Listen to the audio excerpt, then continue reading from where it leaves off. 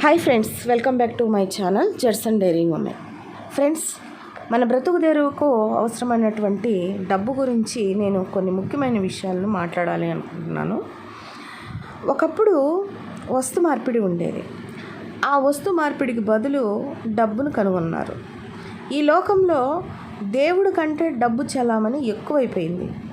ఎంతలా ఇది మారింది అంటే అది మన మీద పెత్తనం చేయడానికి దేవుడితో పర్మిషన్ తీసుకునేలా చేస్తుంది. ఎలా అంటే మనిషి పడే ప్రతి కష్టానికి ఆ కష్టాన్ని తీర్చడానికి డబ్బు ప్రాముఖ్యత చాలా ఉంది.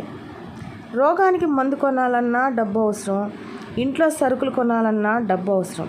ఇలా చెప్పుకుంటూ పోతే A to Z డబ్బు అనేది అవసరం. అయితే డబ్బు మనిషిని ఎలా ఆడిస్తుంది అంటే, నేను నీ చేతిలో ఉన్నా, నువ్వెంతైనా ఖర్చు చేసుకో, నేనున్నా, నేను వస్తున్నా అంటూ ముందు నీ కంటిని వాడుకుంటుంది. అవసరానికి మించి నిన్ను ఖర్చు చేసేలా చేస్తుంది. అవసరానికి మించి కంటిని ఆకర్షించి తినేలా చేస్తుంది. ఆ తర్వాత ఆదాయానికి మించి అప్పులు కనబడతాయి. డబ్బులు చేతిలో ఉన్నాయి కదా అని నచ్చిందల్లా కొని తిని రోగాలు పెరుగుతాయి. దాంతో ఆ డబ్బు నీ దగ్గర నుంచి పారిపోవడం స్టార్ట్ చేస్తుంది. రోగం కోసం నువ్వు కొనే మందు కోసం డబ్బును బయటికి పంపి మందులతో ఉపశాంతిని పొందుతావు.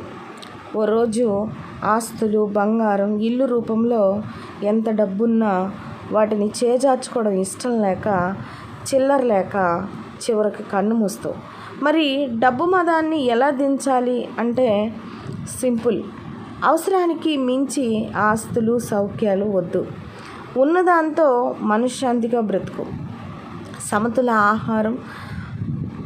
ఆహారం తీసుకొని ఆరోగ్యంగా జీవించు. ఒకవేళ నీ దగ్గర అధికంగా డబ్బు పోగవుతూ ఉంటే ఆ డబ్బుతో మరొక అవసరాన్ని తీర్చు. అంతేగాని నువ్వు రోడ్డున పడేంత దానం చేయమాక. డబ్బు చుట్టూను చేతిలో పట్టుకున్న వాళ్ళు వ్యాపారవేత్తలు. డబ్బు చుట్టూ చేతిలో ఉన్న దాన్ని ఎలా ఆడించాలో తెలియని వాళ్ళు మధ్యతరగతి వాళ్ళు, అలాగే చిన్న ఉద్యోగస్తులు. ఎందుకంటే డబ్బు టార్గెట్ వీళ్ళపైనే ఉంటుంది. ఎందుకంటే అవసరానికి మించి అప్పులు చేసేలా ఈ డబ్బు వాళ్ళనే టార్గెట్ చేస్తుంది. అదే వ్యాపారస్తుల్ని అలా చేయదు. ఎందుకంటే వాళ్ళకి ఆ డబ్బు ఎలా వాళ్ళ చేతిలోకి వచ్చింది, సో అది చేజారిపోతే ఎంత కష్టమని వాళ్ళు వ్యాపారాలను పెంచుకొని డబ్బు జుట్టును వాళ్ళ చేతిలో పెట్టుకుంటారే కానీ ఆ డబ్బు జుట్టు అనేది వదలరు అనమాట. అందుకే అది వాళ్ళు చెప్పినట్టు ఆడుతుంది.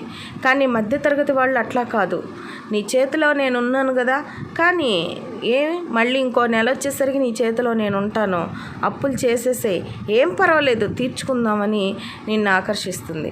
సో ఇది ఫ్రెండ్స్ ఇవాల్టి వీడియో. మరొక మంచి వీడియోతో మళ్ళీ కలుద్దాం. అంతవరకు సెలవు.